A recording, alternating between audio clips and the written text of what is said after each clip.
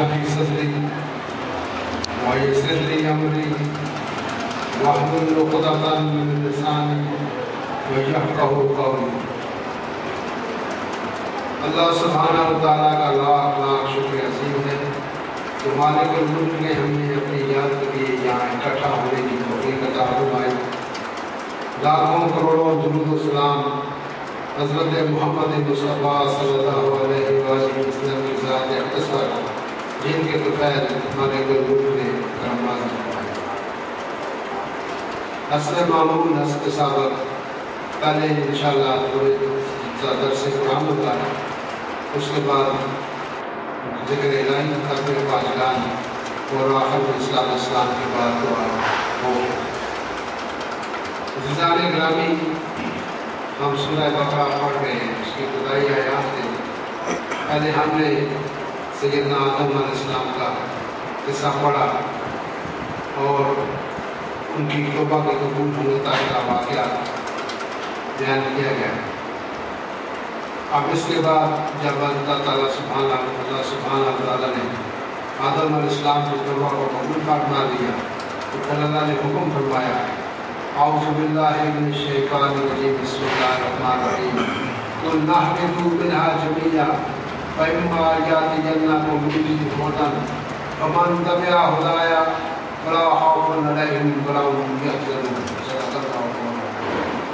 ہم نے کہا، قلنا ہم نے کہا، اہبطوا اتر جاؤ، منہا اس جنت میں سے، جميعا تم سب، فإما يأتينكم پھر اگر آئے تمہارے پاس میری طرف سے ہدایت، فمن تبع ہدایا جس نے پیروی کی میری ہدایت کی، فلا خوف علیہم ولا هم يحزنون، انہیں نہ تو کوئی خوف ہوگا اور نہ وہ غمگین ہوں گے۔ تو جب اللہ سبحانہ و تعالیٰ نے اپنے پروگرام کے مطابق آدم علیہ السلام کی توبہ کا قبول فرمایا اور پھر اللہ تعالیٰ نے حکم فرمایا کہ تم زمین پر چلے جاؤ اور وہاں پر میری ہدایت کا سلسلہ جاری ہوگا، جن کے بعد دیگرے نبی علیہ السلام کے اجمعین آپ کے پاس آتے رہیں گے، انبیاء کا سلسلہ جاری رہے گا اور میری طرف سے ہدایات آتی رہے گی، تم ان ہدایات پر عمل کرنا، اور جو لوگ میری ہدایت پر عمل کرا ہوں گے ان کے لیے نہ تو کوئی خوف ہوگا اور نہ کوئی حزن ہوگا۔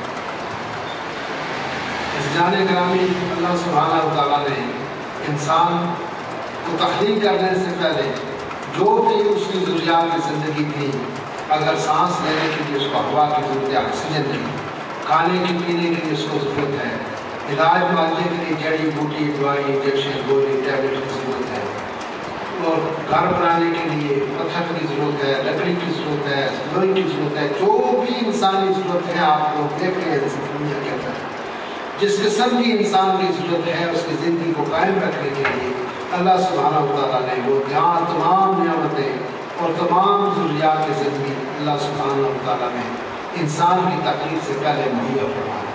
سبحان اللہ۔ اب اس کے بعد اگر جو بڑا مشکل تھی، تو چونکہ انسان میں اور حیوان میں فرق یہ ہے کہ اللہ سبحانہ تعالیٰ نے انسان کو عقل دی ہے، شعور دیا ہے، سوچنے سمجھنے کی صلاحیت دی ہے، یہ فرق ہے انسان میں۔ انسان سوچ سمجھتا ہے، سمجھ سکتا ہے، اور اللہ تعالیٰ نے اس کو ارادے کی اجازت دی ہے، ارادے کا مالک بنایا ہے، مرضی کا مالک بنایا ہے، جو چاہے تو ارادہ اور اختیار، دو چیزیں، ارادہ اور اختیار، اس کو ارادے کا بھی کر سکتا ہے اور اس کو اختیار بھی ہے جو چاہے سکتا ہے۔ لہٰذا اللہ سبحانہ و تعالیٰ نے انسان کو عقل دی، شعور دیا اور سوچنے سمجھنے کی صلاحیت دی، تو اب انسان اپنے ذہن سے چاہے جو کچھ مناسب سمجھتا تھا وہ کرتا تھا۔ تو اگر ہر انسان اپنی مرضی کے مطابق چلے تو پھر اس کائنات کے اندر ایک ڈسپلن پیدا نہیں ہو سکتا، ایک انسانی گروہ منظم نہیں ہو سکتا، معاشرہ منظم نہیں ہو سکتا، اس کے اندر افراتفری کا عالم پیدا ہو جاتا ہے۔ تو اللہ سبحانہ و تعالیٰ نے تمام بنے ہوئے انسان کو یکجا کرنے کے لیے اور ان کے اندر ایک ڈسپلن پیدا کرنے کے لیے اپنی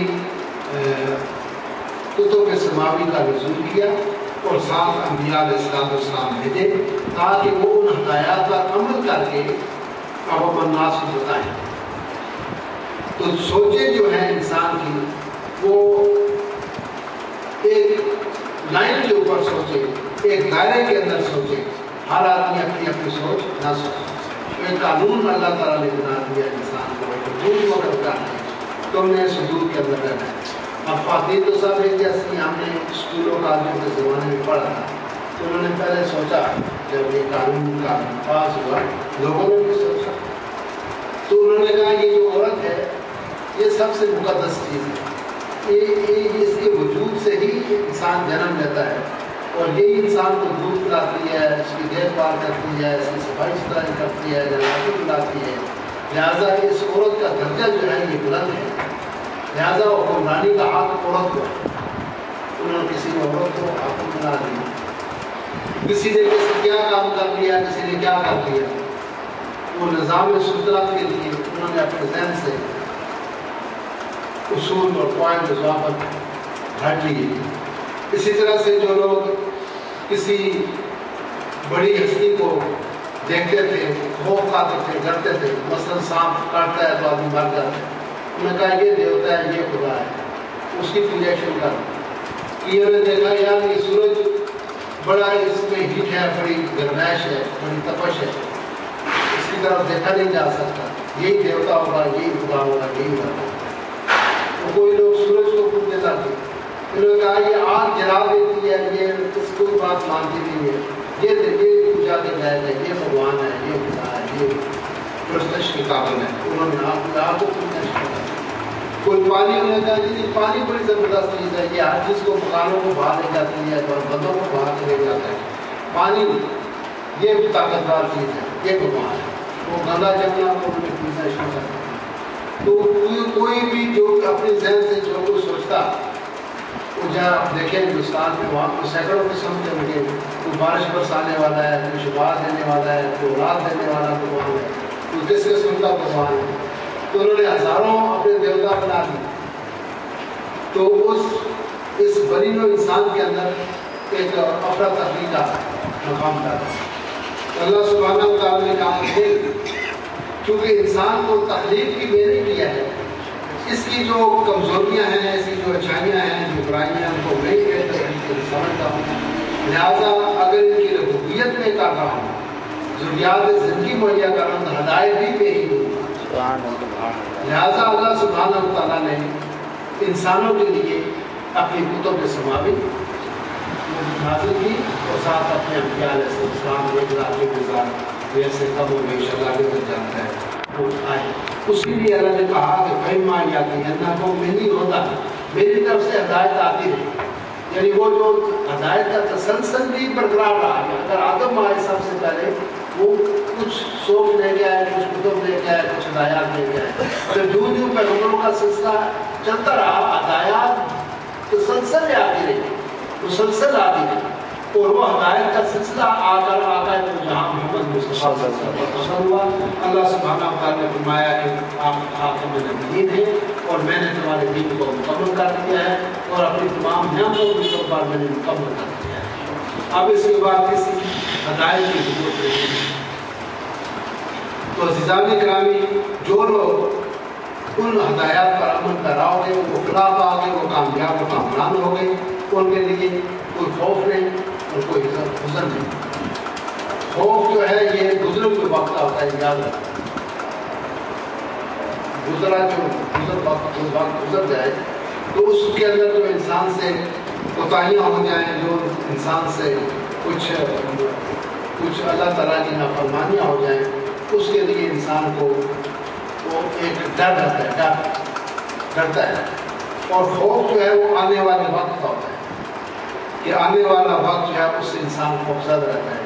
جیسے ہم لوگ آپ نے دیکھا ہوگا اگر سے لوگ گلا جمع کر کے رکھتے ہیں، روح افلاس کے خوف سے ڈر کے مارے. کوئی پیسہ اکٹھا کرتے ہیں، کوئی سونا اکٹھا کر کے رکھتے ہیں. کوئی برا وقت آ جائے، کوئی ایسا وقت آئے تو اس وقت کا وہ خوف ہوتا ہے. اس خوف کی وجہ سے کچھ اپنے پاس ذخیرہ اندوزی کرتے رہتے ہیں، وائے وہ پیسے کی شکل میں ہو، سونے کی شکل میں ہو، وائے وہ گلے کی شکل میں ہو. تو ان کو خوف ہوتا ہے آنے والے وقت. تو جو لوگ اللہ کی ہدایت پر عمل پیرا ہو جائیں، نہ ان کو گزرے ہوئے وقت کا ڈر رہتا ہے کیونکہ اس سے جو بھی خطائیں ہوئی تو اب اس نے جب توبہ استغفار پڑھ لی اور کلمہ نبی کا پڑھ لیا تو ڈر ختم ہو، کیونکہ اس نے وہ گناہ جو ہے وہی ختم کر دیے گئے۔ اگر جیسا میں نے پچھلی درس میں کہا تھا کہ اگر ایک آدمی 80 سال گناہوں میں گرا رہا، ہر قسم کے خطاؤں سے سرزد ہوئی، تو وہ ظاہر اس کا نتیجہ جہنم میں دوزخ ہے۔ لیکن اس نے مرنے سے 1 گھنٹہ پہلے بھی اگر کلمہ محمد مصطفیٰ کا پڑھ لیا تو اس کا مطلب اس کے 80 سالہ جو اس کے گناہ تھے، چاہے وہ شراب نوشی تھی، بیوہ تھا، کوئی زنا کاری تھی، قتل تھا، کچھ بھی، اللہ تعالیٰ نے اس کو معاف کر دیا۔ اب خوف اس لیے نہیں ہے، خوف اس لیے نہیں ہے کہ آقا تو جہاں ہمارے شفیع المذنبین وہ اپنے امتیوں کی وہ شفاعت فرمائیں گے، لہٰذا اس کا بھی خوف نہیں، آنے والے وقت میں خوف نہیں ہے، گزرے ہوئے زمانے کا ڈر نہیں ہے۔ لا خوف علیہم ولا هم یحزنون۔ ہر یہ جو آیت ہے جو اللہ تعالیٰ نے فرمایا کہ جو بھی میری ہدایت پر عمل پیدا ہو جائے گا، فلا خوف علیہم ولا هم یحزنون، نہ ان کو کوئی خوف ہے اور نہ ان کو ڈر ہے۔ بات سمجھ آ گئی؟ ڈر جو ہے وہ گزشتہ کا ہوتا ہے اور خوف آنے والے جو کل کا خوف، پرسوں کا خوف، اگلے جان کا خوف، یا جو ہم نے اعمال کیے ہیں ان کا خوف وہ ہماری جانگی اور غلطی ہوگی۔ اسی لیے اللہ سبحانہ و تعالیٰ نے اس واقعہ کے اندر یہ بیان فرمایا ہے کہ انسان خطا کا پتلا ہے، اس سے خطا سرزد ہو سکتی ہے۔ اللہ سبحانہ و تعالیٰ نے توبہ کے دروازے کھول رکھے ہیں اور خود کو اس نے غفور رحیم کہا ہے کہ جو بھی میرے حضور توبہ کرے گا میں اس کے گناہوں کو بخش دوں گا اور میں اس کو جنتوں کا مستحق ٹھہراؤں گا۔ تو عزیزان گرامی، آگے اللہ سبحانہ تعالیٰ فرماتے ہیں والذین کفروا، اور جنہوں نے کفر کیا، وکذبوا اور جھٹلایا بآیاتنا ہماری آیتوں کو، اصحاب النار وہ دوستی ہوں گے، ہم فیہا خالدون اور اس میں وہ ہمیشہ رہیں گے۔ لہٰذا یہ بھی اللہ سبحانہ تعالیٰ کی خاص ہی کرم نوازی اس کی نعمت ہے کہ وہ اپنی ہدایات ہم تک پہنچاتا ہے، اپنے احکامات ہم تک پہنچاتا ہے اور ہمیں وہ موقع عطا فرماتا ہے کہ ہم توبہ استغفار کریں اور اس کے جو احکامات ہیں ان پر عمل پیرا ہو جائیں۔ تو جو لوگ اللہ کی ہدایات پر، اللہ کے فرمان پر عمل پیرا ہو جاتے ہیں، اللہ سبحانہ و تعالیٰ ان کو اپنے آپ کو سنواتا ہے۔ وآخر دعوانا الحمدللہ۔